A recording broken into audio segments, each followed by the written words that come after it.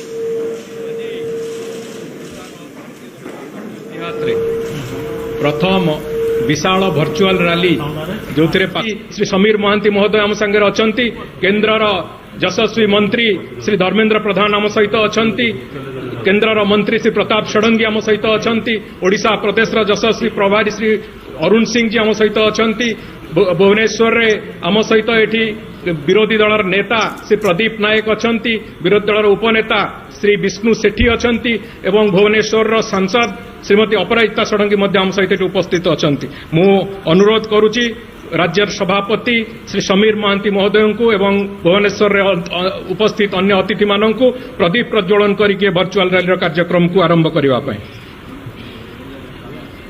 बोलो भारत माता की, भारत माता की, भारतीय जनता पार्टी जिंदाबाद, भारतीय जनता पार्टी जिंदाबाद, भारतीय जनता पार्टी जिंदाबाद, अमित भाई जिंदाबाद, नरेंद्र मोदी जिंदाबाद, नरेंद्र मोदी जिंदाबाद, अमित भाई जिंदाबाद, अमित भाई जिंदाबाद, नरेंद्र मोदी जिंदाबाद, बोलो बोलो बोलो बोलो भारत माता की, भारत माता की, भारत माता की, वंदे वंदे वंदे।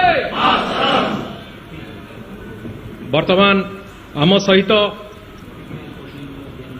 भारतवर्षर विकास पुरुष भारतवर्षर स्वराष्ट्र विभागर मंत्री जे बहु ऐतिहासिक निष्पत्ति निज हाथ से आईन को तैयारी करैचंती चलित सरकार समय वर्षर सरकार समय मु अनुरोध करी ओडिशा माटीर गौरव ओडिया पुओ श्री धर्मेन्द्र प्रधान एवं श्री प्रताप षडंगी महोदय को श्री पटका एवं मोमेंटो दे सम्मान्य श्री अमित शाह जी को सेठी स्वागत करेंगे दिल्ली ठारे।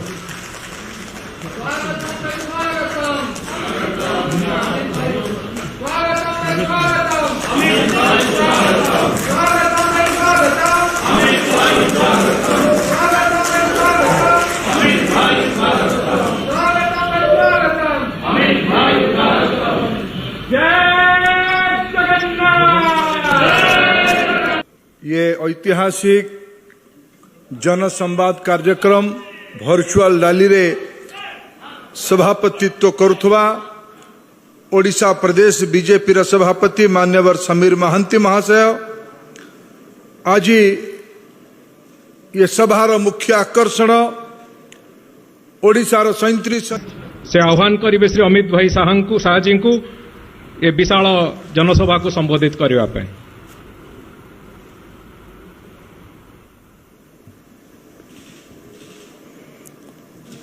मंच पर उपस्थित प्रदेश भारतीय जनता पार्टी के अध्यक्ष श्रीमान समीर मोहंती जी,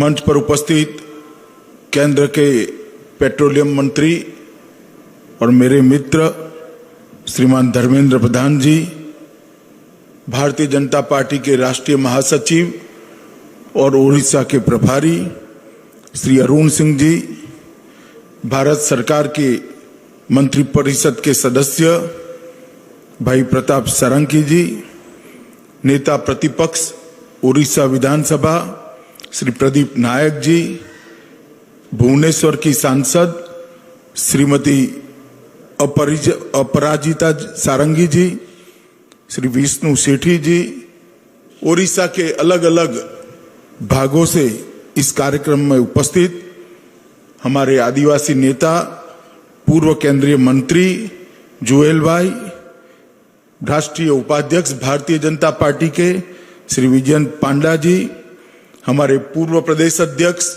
सांसद भाई वसंत पांडा जी, सुरेश पुजारी जी, केवी सिंह देव जी, और इस वर्चुअल रैली के माध्यम से जुड़े हुए ओडिशा के लाखों लाखों कार्यकर्ता और ओडिया जनता को मैं प्रणाम करता हूं। सबसे पहले मेरी बात शुरू करने के पहले मैं महाप्रभु जगन्नाथ के चरणों में मन से उनको स्मरण कर कर प्रणाम करना चाहता हूं। मैं प्रणाम करना चाहता हूं ये ओडिशा की संस्कार भूमि को, जहां महाप्रभु स्वयं विराजमान है, वो भूमि जिसने हमेशा अपने संस्कार और अपनी स्वतंत्रता के लिए लड़ने में कोई कमी नहीं छोड़ी। कलिंग युद्ध के माध्यम से अपनी स्वतंत्रता के लिए विश्व विख्यात युद्ध लड़कर सम्राट अशोक को प्रियदर्शी बनाने का काम जिस प्रदेश ने किया, वो महान माटी को मैं मन से प्रणाम करना चाहता हूं।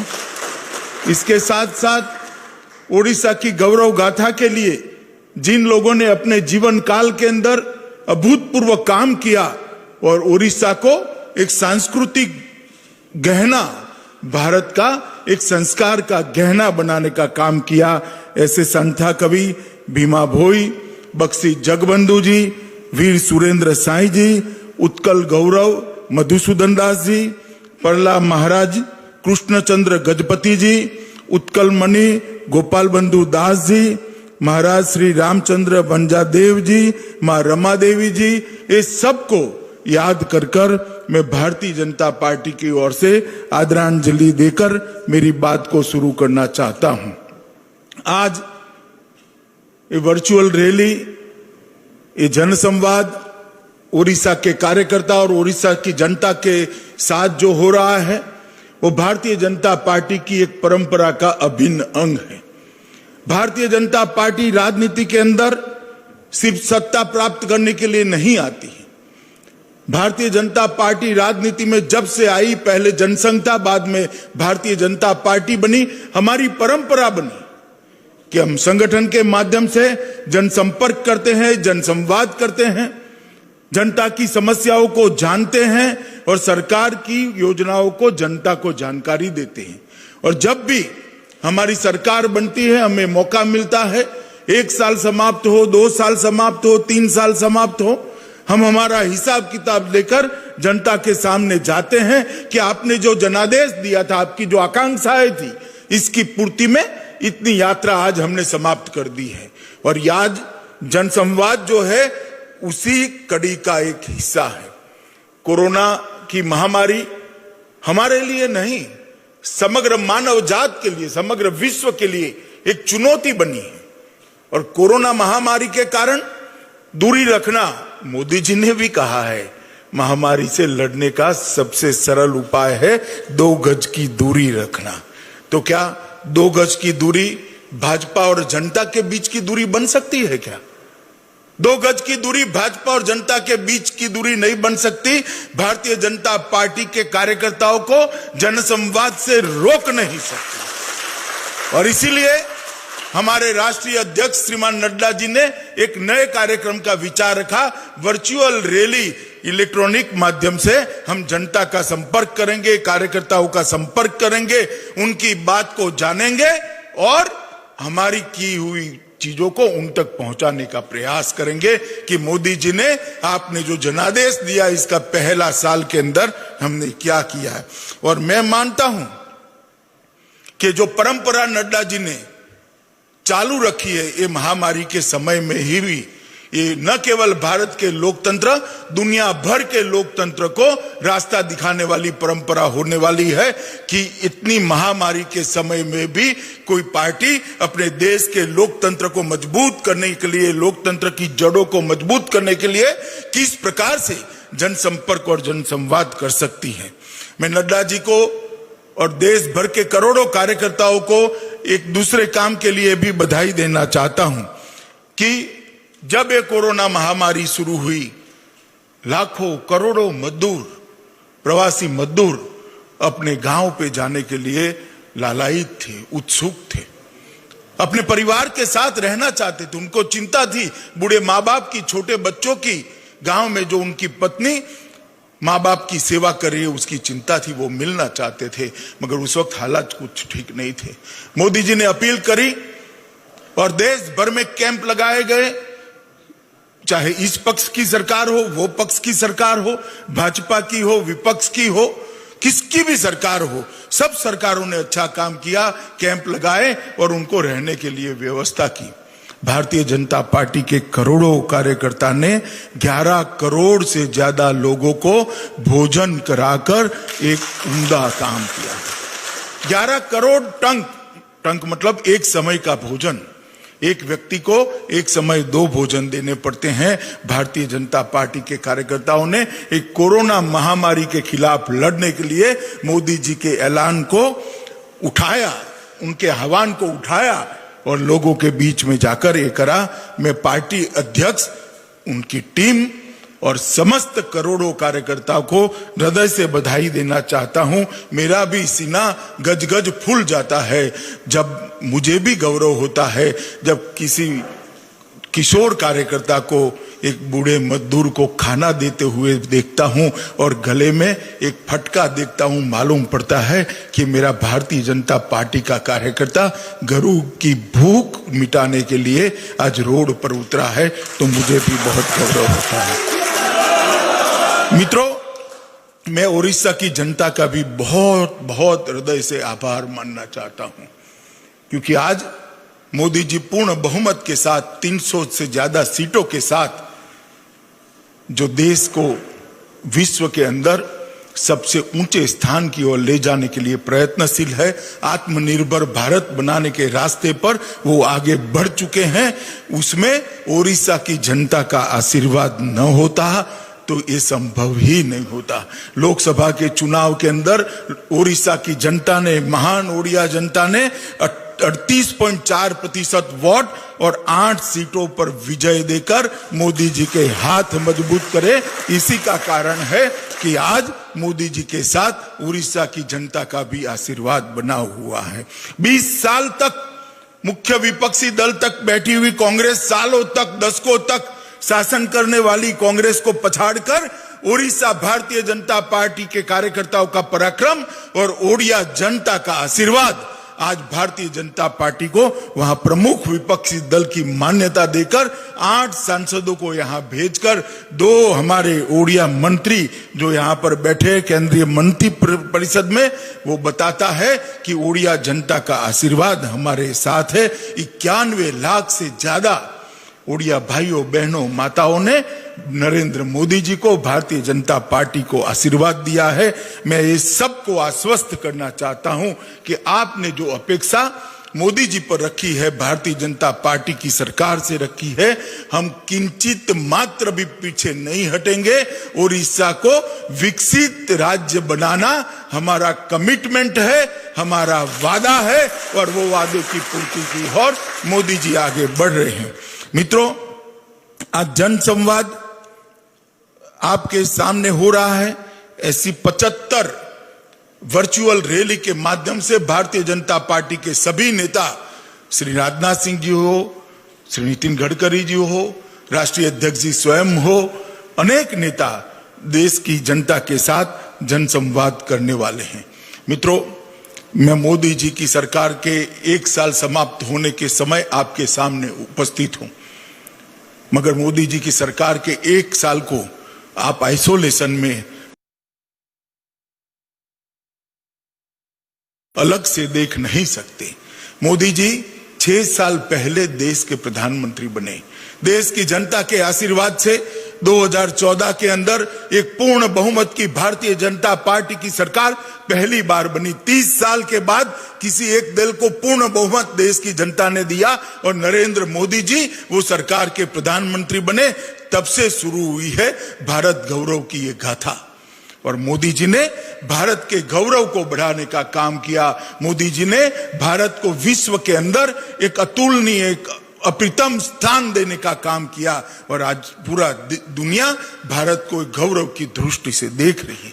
इसकी शुरुआत जब हुई, मोदी जी जब नेता चुने गए, उन्होंने कहा था कि मेरी सरकार गरीबों की सरकार होगी, मेरी सरकार आदिवासियों की सरकार होगी, मेरी सरकार दलितों की सरकार होगी। और ये भारतीय जनता पार्टी के नेता है, ये नरेंद्र मोदी जी है, जो बोलते हैं वो करते हैं। मोदी जी ने कहा था कि मेरी सरकार गरीबों की सरकार होगी और देश के 60 करोड़ से ज्यादा गरीब जिनको 2 समय खाना भी नहीं मिलता है, उनको जीवन स्तर को ऊपर लाने के लिए मोदी जी ने ढेर सारे काम करे। सबसे पहला काम मैं गिनाना चाहता हूं, 50 करोड़ लोगों के लिए मोदी जी ने आयुष्मान भारत योजना लाई।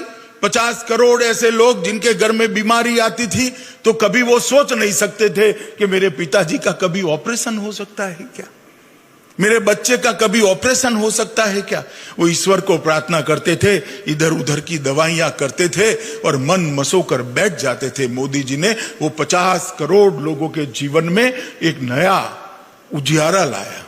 उनको स्वास्थ्य का अधिकार दिया कि जितना अधिकार कोई अरबोपति को है अपने बूढ़े बाप की सेवा करने का, उतना ही अधिकार गांव के दलित और आदिवासी और गरीब को है अपने पिता का और अपने बच्चे का अधिकार करने का। और 5 लाख तक का पूरा खर्चा आज 50 करोड़ लोगों का मोदी सरकार उठा रही है, भाजपा सरकार उठा रही है। और परिणाम यह है कि 3 साल के अंदर देश के लगभग 1 करोड़ गरीबों ने अपने परिवारजनों का ऑपरेशन आराम से एक अच्छे अस्पताल के अंदर कराया है और उनके आयुष्य को अच्छे तरीके से अपने ईश्वर ने जो तय किया है उतना आयुष्य उनका आज हो रहा है। उनको घर तक पहुंचने का सारा खर्चा भारतीय जनता पार्टी की मोदी सरकार दे रही है। गरीबी हटाओ का नारा देने वाली कांग्रेस पार्टी सिर्फ नारा के आधार पर जीती थी। परंपरागत वंशवाद की राजनीति करना, भ्रष्टाचार की राजनीति करना, जातिवाद की राजनीति करना, ये कांग्रेस पार्टी की खासियत रही। तुष्टीकरण की राजनीति करना गरीबों के सामने कांग्रेस पार्टी ने कभी देखा नहीं। जब मोदी जी प्रधानमंत्री बने, देश में 60 करोड़ लोग ऐसे थे जिनके पास परिवार में एक भी व्यक्ति के पास बैंक अकाउंट नहीं था। मोदी जी जन धन योजना लेकर आए, 31 करोड़ लोगों को बैंक अकाउंट खोलने का सौभाग्य प्राप्त हुआ। कांग्रेस हमारा मखौल उड़ाती थी कि क्या करोगे अकाउंट खोलकर, गरीब के पास पैसा कहां है। मैं आज उनको कहना चाहता हूं कि मोदी जी ने 51 करोड़ लोगों के बैंक अकाउंट के अंदर 53 करोड़ से ज्यादा पैसा डायरेक्ट डीबीटी से पहुंचा है, बिचौलियों के बगैर पहुंचा है। कांग्रेस पार्टी के प्रधानमंत्री कहते थे 1 रुपया भेजते हैं 15 पैसा गरीब के पास पहुंचता है। मैं आज गर्व से कहता हूं कि हम दिल्ली से 1 रुपया मोदी जी भेजते हैं, पूरा का पूरा रुपया गरीब के बैंक अकाउंट के अंदर जाता है। 31 करोड़ लोगों के घर में बैंक अकाउंट पहुंचाने का काम किया। 8 करोड़ माताएं, धर्मेंद्र प्रधान यहां बैठे हैं, वही पेट्रोलियम मंत्री थे, अभी भी वही पेट्रोलियम मंत्री है। 8 करोड़ गरीब माताओं के जीवन से मोदी जी ने धुएं को गायब करने का काम किया। कंडे, लकड़ियां, टहनियां जलाकर, धुआं खाकर इसकी आंख की ज्योति चली जाती थी, फेफड़े खराब हो जाते थे और माता असमय ही मृत्यु को प्राप्त करती थी। मगर वो गरीब मां के सामने देखने वाला आजादी के 70 साल तक कोई नहीं आया। गरीब घर के बेटे चाय बेचने वाले के बेटे नरेंद्र मोदी जी जब देश के प्रधानमंत्री बने, उन्होंने उज्ज्वला योजना से 8 करोड़ गरीब माताओं को गैस का सिलेंडर देने का काम किया और आज उनका जीवन अच्छे से गुजर रहा है। 2.5 करोड़ से ज्यादा लोग ऐसे थे जिन्होंने 70 साल की आजादी के बाद कभी बिजली नहीं देखी थी, घर में बिजली नहीं थी, लालटेन जला करती थी, दिए जला करते थे और कभी इसमें डालने के लिए तेल भी नहीं होता था, तो अंधेरे के अंदर जीवन व्यतीत करते थे। वो बच्चे परीक्षा के अंदर हिस्सा भी नहीं ले सकते। नरेंद्र मोदी सरकार ने सौभाग्य योजना करी और हमने तय कर दिया कि सबके घर में बिजली होगी। 20,000 गांव ऐसे कांग्रेस पार्टी छोड़कर गई थी जहां पर बिजली पहुंची नहीं थी, बिजली का खंभा, बिजली का तार भी नहीं पहुंचा था। वो 20,000 गांवों में बिजली पहुंची, 2.5 करोड़ लोगों के घरों में बिजली पहुंची और धुएं की तरह उनकी झोंपड़ी को अंधेरे से भी मुक्त करने का काम ये भारतीय जनता पार्टी के नेता नरेंद्र मोदी ने। 10 करोड़ घर ऐसे थे जहां हर रोज सुबह माताओं को, बच्चियों को, बहनों को शर्मसार होना पड़ता था। कुदरती क्रिया करने के लिए जाते थे, घर में शौचालय नहीं था, रोड पर बैठना पड़ता था। कितनी शर्म महसूस होती होगी। नरेंद्र मोदी जी ने इस बात को जाना, इसके मां का स्वास्थ्य भी बिगड़ता है और उसका स्वाभिमान भी बिगड़ता है, इसके स्वाभिमान को चोट पहुंचती है। 10 करोड़ घरों के अंदर शौचालय बनाकर मोदी जी ने इन लोगों को स्वमान के साथ जीने का नया रास्ता प्रशस्त किया और 10 करोड़ घर की माताएं, बहनें, बच्चियां सम्मान के साथ जी रही है। 2.5 करोड़ लोगों को घर देने का काम किया। जिनके पास घर नहीं था उनको घर दिया और नरेंद्र मोदी सरकार ने 60 करोड़ गरीबों को बैंक अकाउंट दिया, स्वास्थ्य दिया, गैस दिया, बिजली दी, शौचालय दिया, घर भी दे दिया। 60 करोड़ लोगों के जीवन के अंदर उनके जीवन स्तर को उठाने का काम किया। पहले योजनाएं बनती थी तो कई प्रधानमंत्री आए, कई चले गए, दिल्ली के दरबार में अनेक बड़े बड़े लोग बैठे, मगर गरीब के घर से आया हुआ व्यक्ति उसने सोचने का स्केल बदल दिया। पहले कहते थे 50,000 लोगों को गैस देंगे, 500 गांवों में बिजली पहुंचाएंगे, 10,000 लोगों के घरों में बिजली पहुंचाएंगे। मोदी जी ने रास्ता बदल दिया, हर व्यक्ति को स्वास्थ्य देंगे, हर घर में बिजली पहुंचाएंगे, हर घर में गैस देंगे, हर गांव को हम बिजली से युक्त करेंगे। और इसके साथ साथ मोदी जी ने भारत के गौरव को भी पहले ही टर्म के अंदर आसमान को छूने का काम किया।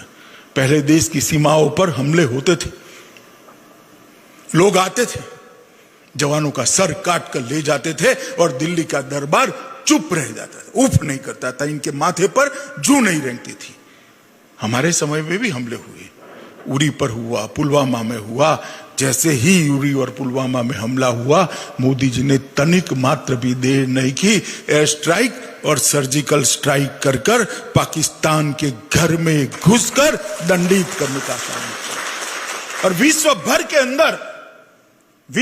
के अंदर एक बात का एहसास करा दिया कि भारत की सीमाओं का अतिक्रमण बच्चों का खेल नहीं है, यहां पर दंड दिया जाता है। पहले कहा जाता था कि अमेरिका और इजराइल 2 ही देश अपने जवानों के खून का बदला लेते थे। वो 2 देशों की सूची में मोदी जी ने मेरे और आपके देश महान भारत का नाम जोड़ने का काम कर दिया और भारत के गौरव को ऊंचा उठाने का काम, ढेर सारे काम किए। जीएसटी लाए, आर्थिक सुधार किए, अर्थतंत्र को पटरी पर चढ़ाने का काम किया, $3 ट्रिलियन की इकोनॉमी बनाया, ढेर सारे काम पहले ही 5 साल के अंदर किए। और इसके परिणाम स्वरूप देश की जनता ने मोदी जी को फिर से एक बार आशीर्वाद दिया और 2019 में पहले से भी ज्यादा बहुमत के साथ नरेंद्र मोदी जी सरकार में आए। और सरकार में आने के बाद गरीब उत्थान के लिए एक ही काम छूट गया था, कई गरीबों के घर में शुद्ध पीने का पानी नहीं है। आज भी उड़ीसा जैसे राज्य में 42% से ज्यादा लोगों के पास घर में पाइपलाइन से पानी नहीं आता है। नरेंद्र मोदी जी ने जल शक्ति मंत्रालय बनाया, जल जीवन मिशन बनाया और संकल्प किया कि 2022 के पहले ये 25 करोड़ घरों के अंदर 25 करोड़ लोगों को शुद्ध पीने का पानी पाइपलाइन के माध्यम से पहुंचाएंगे और इनकी सबकी सब कमी हम। कितना बड़ा फैसला है मित्रों। 25 करोड़ लोगों के जीवन के अंदर फ्लोराइड युक्त पानी की जगह शुद्ध पीने का पानी पहुंच जाए तो उसके स्वास्थ्य पर का खर्चा 1/10 हो जाए, 1/10 हो जाए।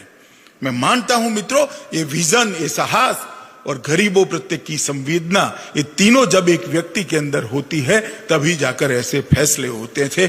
जो श्रृंखला उन्होंने बनाई थी देश की एकता और अखंडता को मजबूत करने की, भारत को एक करने की, सर्जिकल स्ट्राइक और एयर स्ट्राइक के माध्यम से 70 साल से देश की जनता राह देखती थी कि धारा 370 और 35 से कब चले जाए, कब हमारा कश्मीर सच अर्थ में हमारा हो जाए।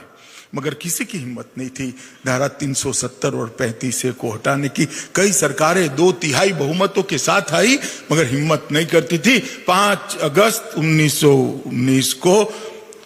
2019 को नरेंद्र मोदी जी ने संसद में विधेयक लाकर धारा 370 और 35 को उखाड़ कर फेंक, और हम सभी भारतीय जनता पार्टी के कार्यकर्ता बच्चे थे तब से नारा लगाते थे, जहां हुए बलिदान मुखर्जी वो कश्मीर हमारा है। मगर हम कश्मीर को हमारा नहीं देख पाते थे। मोदी जी ने जिस पल धारा 370 और 35 को हटाया, कश्मीर हमेशा के लिए मां भारती के मुकुटमणि बनकर भारत का अभिन्न हिस्सा बनाने का बहुत बड़ा फैसला है मित्रों। और मुझे मालूम है, मेरे विभाग का बिल था, कितना साहस चाहिए इस फैसले पर निर्णय करने का, और वो साहस हमारे नेता और देश के प्रधानमंत्री नरेंद्र मोदी जी में है। मित्रों, श्री राम जन्मभूमि का विवाद 150 साल से केस चला। करोड़ों लोग न केवल भारत में, दुनिया भर में राह देखते थे कब जहां श्री राम का जन्म हुआ था वहीं उनके सम्मान के अनुरूप एक भव्य मंदिर का निर्माण हो। कितनी साल कोर्ट केस में चला मगर इसका रास्ता नहीं निकलता था। नरेंद्र मोदी सरकार को दोबारा आपने बहुमत दिया, सटीक तरीके से अपना पक्ष रखा गया, कोर्ट ने फैसला दिया और श्री राम जन्मभूमि का निर्माण के लिए श्री मोदी जी ने ट्रस्ट की रचना कर श्री राम जन्मभूमि के निर्माण का रास्ता प्रशस्त कर दिया और कुछ ही दिनों में आसमान को छूने वाला भव्य श्री राम का मंदिर आज हम देख पाएंगे। मित्रों, देश की करोड़ों मुस्लिम माताएं बहनें अपने अधिकार के लिए सालों से लड़ रही थी कि हमारे साथ ये अन्याय क्यों, हमारे साथ बराबरी का व्यवहार क्यों नहीं होता। मगर वोट बैंक की लालच और तुष्टीकरण की राजनीति वो ट्रिपल तलाक को कभी डिस्टर्ब नहीं करती थी। नरेंद्र मोदी जी ने जैसे ही राज्यसभा में बहुमत मिला, ट्रिपल तलाक को उखाड़ कर फेंक दिया और करोड़ों मुस्लिम माताओं को न्याय और सम्मान दिलाने का काम ये भारतीय जनता पार्टी की नरेंद्र मोदी सरकार ने। विभाजन हुआ तब से करोड़ों शरणार्थी हमारे पड़ोसी देशों से भारत के अंदर आए। देश का वादा था कि हम आपको सम्मान देंगे, नागरिकता देंगे, बरोबरी का व्यवहार करेंगे। वहां पर तो उनके साथ अन्याय हुआ ही था मगर हमारे देश में भी अन्याय हुआ। 70 साल तक उनको नागरिक बनाने की कोई वैधानिक प्रक्रिया नहीं हुई। वो लटकते रहे, त्रिशंकु की तरह अधर में लटकते रहे। नरेंद्र मोदी सरकार आई, सिटीजनशिप अमेंडमेंट एक्ट आया और वो करोड़ों शरणार्थियों को आज भारत के नागरिक बनने का सम्मान ये भारतीय जनता पार्टी की नरेंद्र मोदी सरकार ने दी। मित्रों, जब चुनाव होता था मैं राहुल बाबा को देखता था, मीडिया भी उनको बहुत दिखाती, तो राहुल बाबा गरज कर बोलते थे, किसानों के ऋण माफ कर दीजिए, किसानों के ऋण माफ कर दीजिए, किसानों के ऋण माफ कर दीजिए। अरे भाई, मैं पूछना चाहता हूं ये सारी कांग्रेसी जमात को कि आपने किसानों का कितना ऋण माफ किया, जरा बताइए। 10 साल में 3.5 करोड़ किसानों का 60,000 करोड़ रुपया, इसका भी हिसाब किताब नहीं है फिर भी मैं मान लेता हूं 60,000 करोड़ रुपया आपने माफ किया था। नरेंद्र मोदी जी ने किसान सम्मान निधि लाकर 9.5 करोड़ किसानों के बैंक अकाउंट में 72,000 करोड़ रुपया डालने का। और एक बार नहीं हुआ है, हर साल 6,000 रुपया गरीब किसान के खाते में जाएगा, बड़े किसान के खाते में जाएगा, मझले किसान के खाते में जाएगा। आपने तो सिर्फ 60,000 करोड़ रुपया एक बार किया था, 3.5 करोड़ किसानों का किया था। हम 9.5 करोड़ किसानों को हर साल 6,000 रुपया देंगे, और ये किसानों को नरेंद्र मोदी जी ने दी हुई बहुत बड़ी सौगात है। मित्रों, दुकानदार, असंगठित क्षेत्र, श्रमिकों को पेंशन की योजना, व्यापारी कल्याण बोर्ड का गठन कर छोटे और मझले व्यापारियों के कल्याण की व्यवस्था करना, और तीनों सेनाओं के बीच में संकलन हो, इसलिए सीडीएस की रचना करने का काम भी भारतीय जनता पार्टी की नरेंद्र मोदी सरकार ने की। मित्रों, जब कांग्रेस की सरकार थी, मनमोहन सिंह जी प्रधानमंत्री थे, उन्होंने आरसेप की नेगोशिएशन की शुरुआत की थी। आरसेप का नेगोशिएशन हुआ, अगर आरसेप पर दस्तखत हो जाता तो इस देश का छोटा व्यापारी, छोटा उद्यमी, छोटा किसान, पशुपालक, मत्स्य उद्योग वाले, माछीमार सब अपना जीवन दुष्कर तरीके से जी पाते, अच्छे से सम्मान से नहीं जी पाते। परंतु नरेंद्र मोदी जी को यह मालूम था कि आरसेप पर सिग्नेचर करने का, आरसेप में शामिल होने का परिणाम क्या हुआ है। उन्होंने आरसेप की मीटिंग के अंदर कहा कि ये देश गांधी का देश है, मैं गरीब किसान, छोटे मजदूर और मेरे मछुआरे भाइयों को दगा नहीं कर सकता, उनके हित की मुझे सोचनी होगी, और इसलिए मेरी आत्मा इस पर सिग्नेचर करने का, इस पर दस्तखत करने का अनुमति नहीं देती है। और हम आरसेप से बाहर हुए, और आज हर छोटा व्यापारी, छोटा एमएसएमई का उद्योगपति, उद्यमी आज अपने आप को बचा हुआ महसूस कर रहा है। ऐसे बड़े बड़े फैसले मोदी जी ने 5 साल के अंदर लिए। आदिवासी भाइयों को मुख्य धारा में लाने के लिए लगभग 400 नए एकलव्य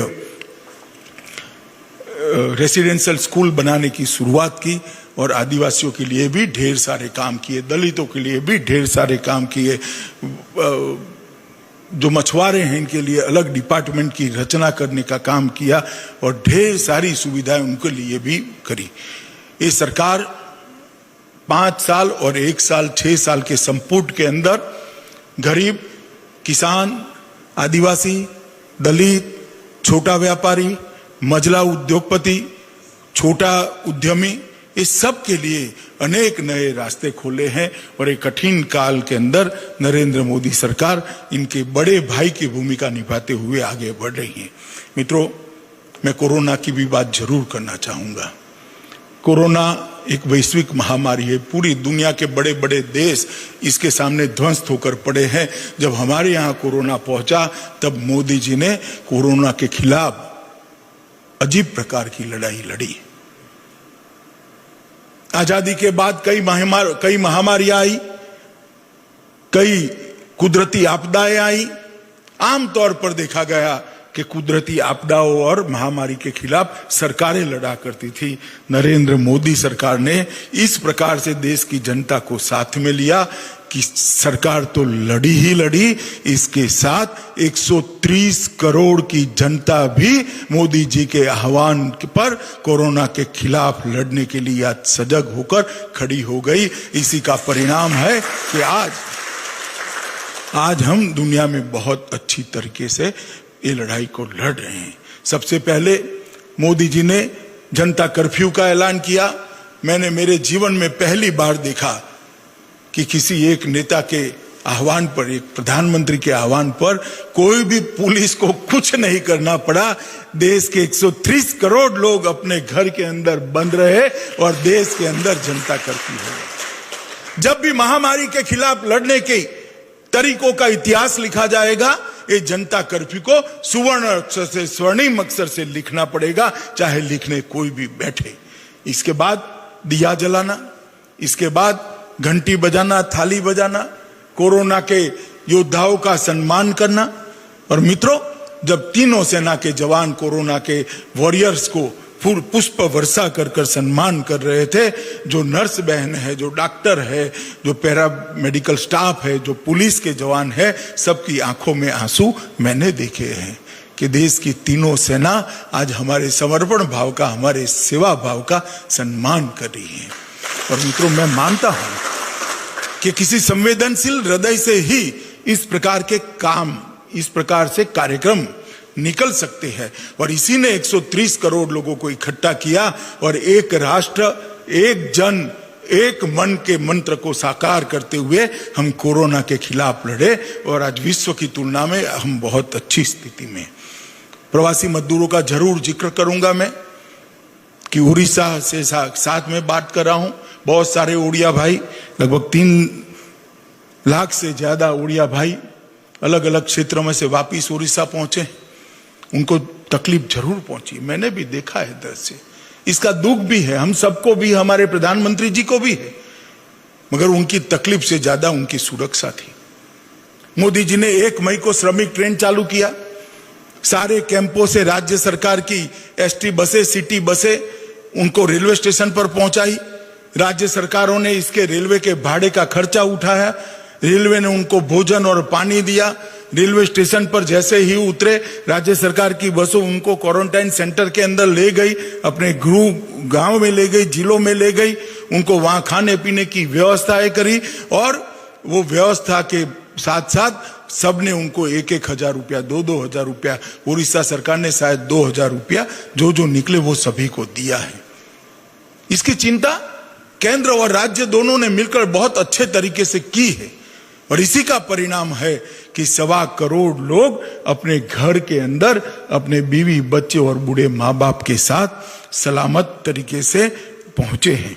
और आज कुछ वक्रदृष्टा लोग हैं, जो विपक्ष के लोग हैं, वो जब सवाल उठाते हैं, मैं उनको पूछना चाहता हूं, भैया हमारी तो कहीं चूक भी हुई होगी, मगर निष्ठा हमारी बरोबर थी। हमारी गलती हो ही होगी, हम कहीं कम पड़ गए होंगे, कुछ नहीं कर पाए होंगे, मगर आपने क्या किया? कोई स्वीडन में बात करता है अंग्रेजी में देश के कोरोना से लड़ाई लड़ने के लिए, कोई अमेरिका में बात करता है। आपने क्या किया? इसका हिसाब तो देश की जनता को दो जरा। मैं हिसाब देने आया हूं, नरेंद्र मोदी सरकार ने जैसे ही कोरोना की आफत आई, देश के 60 करोड़ लोगों के लिए 1,70,000 करोड़ रुपए का पैकेज देश की जनता के लिए पहुंचा। आप हमें सवाल पूछते हैं, आप हमें सवाल पूछते हैं कितनी आपत्ति आई? इंटरव्यू के अलावे कांग्रेस पार्टी ने कुछ नहीं किया था। ये भारतीय जनता पार्टी की नरेंद्र मोदी सरकार है जिसने 1,70,00,000 रुपया लोगों को पहुंचाने का काम किया है। और मैं बताना चाहता हूं ओडिया वासियों, मैं बताना चाहता हूं ओडिशा के कार्यकर्ताओं को, घर घर जाकर ये बात पहुंचाइए।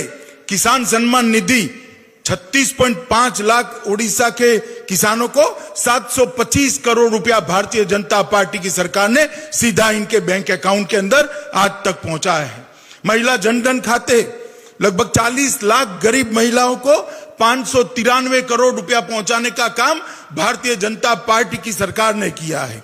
सामाजिक सुरक्षा पेंशन, दिव्यांगजन, बूढ़े, इस सबको, और विधवा त्यक्ता बहनें, इस सबको 3 करोड़ लोगों को 20 लाख अकाउंट में, मैं सिर्फ ओडिशा का आंकड़ा बताता हूं, 20 लाख लोगों को 206 करोड़ रुपया पहुंचाने का काम किया है।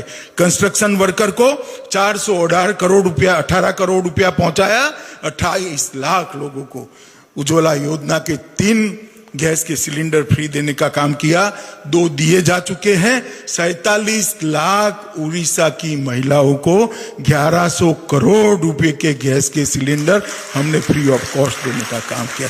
कुल 1.71 लाभार्थियों को 3,000 करोड़ रुपया भारतीय जनता पार्टी की सरकार ने सिर्फ ओडिशा के गरीबों को पहुंचाया है। और देश भर में 51 करोड़ लोगों को 53,000 करोड़ रुपया पहुंचाने का काम ये भारतीय जनता पार्टी ने किया है। मित्रों, पीडीएस के माध्यम से लगभग 1461 करोड़ रुपए का अनाज गरीब लोगों को पहुंचाया है। और पहला उड़ीसा जैसे राज्यों में एक बहुत बड़ी दिक्कत थी, माँ बाप घर में थे, पत्नी घर थी, बच्चे घर थे, और पति कहीं सूरत, कहीं मुंबई, कहीं बेंगलुरु काम करता था। उसको महंगे भाव से, महंगे दाम का अनाज लेना पड़ता था। हमने एक व्यक्ति, एक रेशन कार्ड, एक देश एक रेशन कार्ड, ये योजना लाकर आज वो अपने हिस्से का अनाज सूरत से उठाएगा, अपने हिस्से का गेहूं, चावल, दलहन सूरत से उठाएगा और परिवार को भी अपने हिस्से का ओडिशा में मिल पाएगा। इस प्रकार की व्यवस्था ये भारतीय जनता पार्टी की नरेंद्र मोदी सरकार की। डीएमएफ से ओडिशा के लिए लगभग 2012 करोड़ रुपया हमने मंजूर किया, जो बुनियादी सुविधाएं बनाने के लिए है। जिले की अस्पतालों के अंदर ऑक्सीजन सिलेंडर, वेंटिलेटर, उनकी दवाइयां ये लाने के लिए खर्च हुआ। एनडीआरएफ से 118 करोड़ रुपया गया। और अभी धर्मेंद्र भाई ने बताया, जब साइक्लोन आया, अम्फान आया, अपनी जान को जोखिम में डालकर नरेंद्र मोदी जी ओडिया वासियों के साथ चट्टान की तरह खड़े दिखे, चट्टान की। और 500 करोड़ रुपया प्राथमिक रूप से, अभी तो एक टीम गई है, उसकी रिपोर्ट आने के बाद देखेंगे क्या आता है, परंतु 500 करोड़ रुपया मोदी जी ने उड़ीसा को पहुंचाने का काम किया। मित्रों, उड़ीसा के अंदर लगभग 210 ट्रेनों से 3 लाख लोगों को पहुंचाने का काम करा। मैं मानता हूं देश की सभी राज्य सरकारों ने अच्छा काम किया है, केंद्र सरकार ने इनका सहयोग किया है। मोदी जी ने 5-5 बार इनसे वीडियो कॉन्फ्रेंस कर बात करी है, सबका मन जानने का प्रयास किया है, सबके सुझाव लेने का प्रयास किया है, और इस सुझावों को एक माला में पिरोकर उड़ीसा हो, बंगाल हो, चाहे केरल हो, इस सुझावों को हमने माला में पिरोकर पक्षा पक्षी से ऊपर उठकर एक कोरोना के खिलाफ संयुक्त लड़ाई लड़ने का काम ये भारतीय जनता पार्टी की सरकार ने किया है। मित्रों, ये 6 साल के अंदर हमने बहुत सारा काम किया है, मगर मैं इतना बताना चाहता हूं कि देश भर में ये 6 साल में मोदी जी ने सबसे ज्यादा काम किया है, मगर उड़िया वासियों को मैं बताना चाहता हूं कि उड़ीसा के लिए हमने सबसे ज्यादा काम करा है। और मैं आज इस जनसंवाद के माध्यम से उड़ीसा की राजनीतिक दलों को कहने आया हूं कि 70 साल का हिसाब लेकर आ जाइए। मेरे युवा मोर्चे का कार्यकर्ता चर्चा के लिए तैयार है। किसी भी प्रधानमंत्री ने उड़ीसा के लिए नरेंद्र मोदी जी जितना काम किया हो तो आप हमें बता दीजिए। हमारे पास इसका अकाउंट है। मित्रों, कांग्रेस पार्टी हमेशा बात करती है उड़ीसा की। जब कांग्रेस की सरकार थी, सोनिया मनमोहन की सरकार थी, 79,000 करोड़ रुपया 5 साल के अंदर आपने दिया था 13वें वित्त आयोग के अंदर, 79,000 करोड़ रुपया। और नरेंद्र मोदी सरकार ने 14 से 19 के बीच में 79,000 करोड़ से बढ़ाकर 2,11,510 करोड़ रुपया देने का काम। इसके अलावे केंद्रीय योजनाओं में 1,03,000 करोड़, पेट्रोलियम में 1,37,000 करोड़, खानों की नीलामी से इनके खान के जीवन काल में 71,000 करोड़, कैंपा फंड 5,900 करोड़, जिला खनिज निधि 10,000 करोड़, राज्य एसडीआरएफ के अंदर हमने 4,783 करोड़ दिया। कुल मिलाकर उड़ीसा को जब कांग्रेस सरकार 79,486 करोड़ देती थी, भाजपा सरकार ने, नरेंद्र मोदी जी ने उड़ीसा को 5 साल के अंदर 5,52,109 करोड़ रुपया देने का काम ये भारतीय जनता पार्टी की सरकार ने।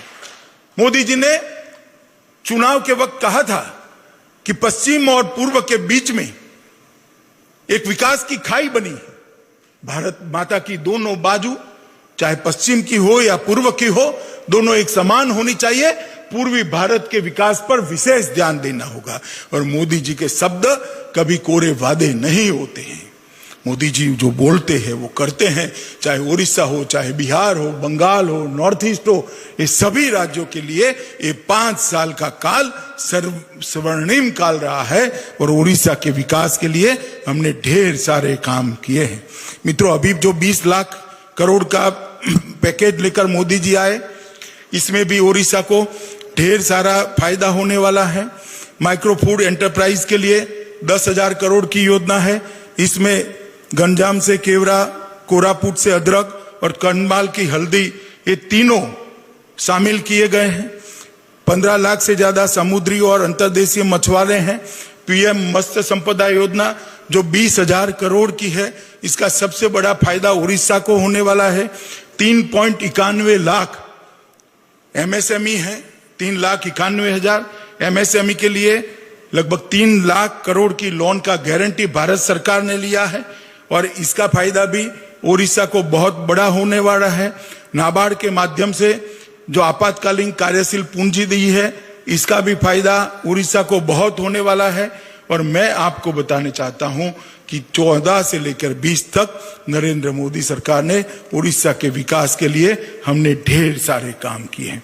451 किलोमीटर लंबा दीघा गोपालपुर तटीय राजमार्ग लगभग 9,000 करोड़ की लागत से, 289 किलोमीटर लंबा Khordha road Bolangir rail line 3,791 crore के खर्चे से, NH 55 के 60 किलोमीटर कटक अंगूर संबलपुर खंड का निर्माण 4500 करोड़ से, भारतमाला परियोजना 68 किलोमीटर लंबा रिंग रोड, 82 किलोमीटर लंबी पारादीप हरदासपुर रेल लाइन 2,000 करोड़ के खर्चे से, ISPRL चंदीखोल में 4 MTM रणनीतिक पेट्रोलियम भंडार, प्लास्टिक पार्क पारादीप के अंदर भारत के कोयला क्षेत्र के उदारीकरण जो अभी किया है, इसका सबसे बड़ा फायदा अगर किसी को होने वाला है तो उड़ीसा को होने वाला है।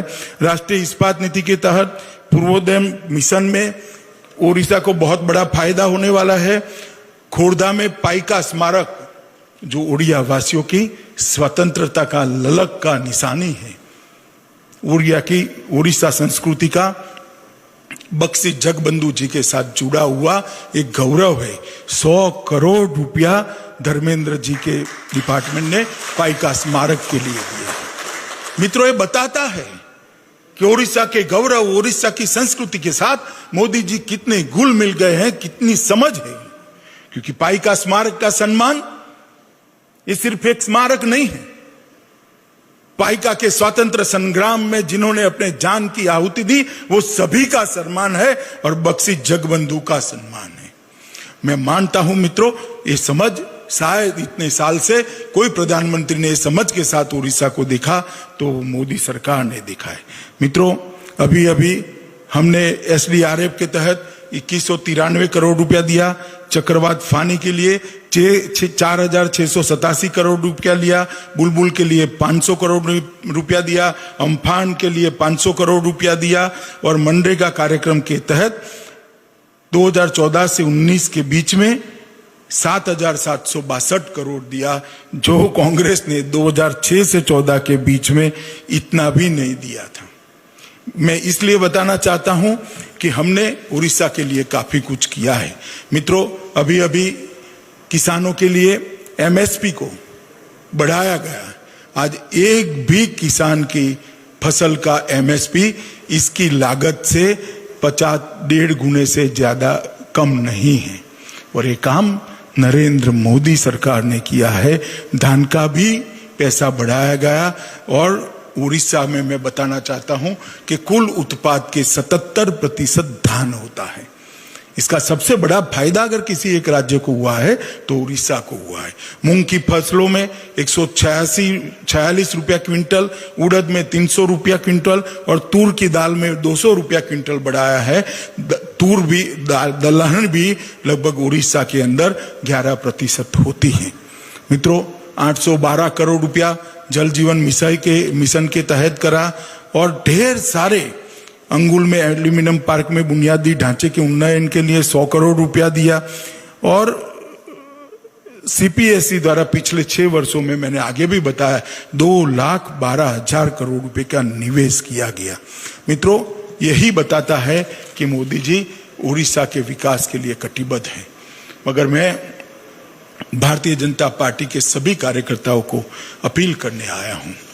मेरी आपसे अपेक्षा है, मैं जब पार्टी का अध्यक्ष था तब भी उड़ीसा के हर जिले में जाने का मुझे गौरव प्राप्त हुआ है। हर जिले में मैं गया हूं। उड़ीसा के कार्यकर्ताओं ने परिश्रम की पराकाष्ठा की है। आज आपको जो वोट मिले हैं वो आपके परिश्रम का ही कारण है कि मोदी जी के जादू को आपने मतों के अंदर परिवर्तित कर भारतीय जनता पार्टी को 8 सीटें लोकसभा के अंदर दिलाई है, मगर हमारा काम पूरा नहीं हुआ है। मेरे समय में काम अधूरा हुआ है, नड्डा जी के समय में काम पूरा करना है। उड़ीसा को भारतीय जनता पार्टी का अभेद गढ़ बनाने का काम भारतीय जनता पार्टी के कार्यकर्ता, ये पूर्वी राज्य संस्कार केंद्र भारत का विकसित राज्य होना चाहिए। उड़ीसा का व्यक्ति मजदूरी करने के लिए कहीं और जाए, ऐसी स्थिति न आनी पड़े। भविष्य में कोई प्रधानमंत्री ने श्रमिक ट्रेनें न चलानी पड़े। इस प्रकार के उड़ीसा की रचना केवल और केवल भारतीय जनता पार्टी ही कर सकती है। इसलिए मैं आप सबको अनुरोध करना चाहता हूं कि उड़ीसा को संगठन को मजबूत करिए, पार्टी के विस्तार को आगे ले जाइए और पार्टी के विस्तार के माध्यम से उड़ीसा को भारतीय जनता पार्टी का एक गढ़ बनाना चाहिए। मित्रों, नरेंद्र मोदी जी ने आत्मनिर्भर भारत का एक आह्वान किया है। ऐसा भारत कि जिसके 130 करोड़ लोग भारतीय चीजों का ही उपयोग करें। मैं भारतीय जनता पार्टी के करोड़ों कार्यकर्ता और देश की जनता को, उड़ीसा की जनता को अपील करने आया हूं कि आज हम संकल्प कर जाए, जहां तक हो हम भारत में बनी हुई चीजों का ही उपयोग करेंगे, विदेशी चीजों का हम बहिष्कार कर भारत के अर्थतंत्र को आत्मनिर्भर बनाएंगे। मोदी जी की कल्पना है आत्मविश्वास से जगमगता आत्मनिर्भर भारत बनाने की, और वो कल्पना को हम सब साकार करने के लिए अपना पूरा समय लगा दे। स्वदेशी उत्पादों का ही उपयोग करने का हम सब ने आग्रह करना चाहिए। मित्रों, अभी कोरोना का संकट काल है, सब जगह देश में महामारी का प्रकोप है। मैं देश भर के कार्यकर्ताओं को कहना चाहता हूं, संगठन भारतीय जनता पार्टी का प्राण है।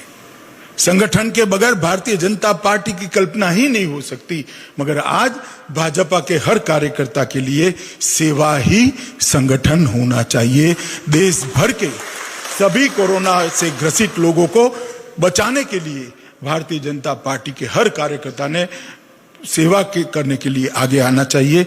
यही मेरा आप सबको अनुरोध है। आइए एक साथ मिले, उड़ीसा को भारतीय जनता पार्टी का गढ़ बनाए और मोदी जी की कल्पना का आत्मविश्वास से जगमग आत्मनिर्भर भारत के निर्माण की दिशा में आगे बढ़े। यही आप सबको मेरी शुभकामनाएं भी है और यही आप सबसे मेरी अपेक्षाएं भी है। धन्यवाद। मेरे साथ बोलिए, जय जगन्नाथ, भारत माता की जय, जगन्नाथ, भारत माता की जय, जगन्नाथ, भारत माता की।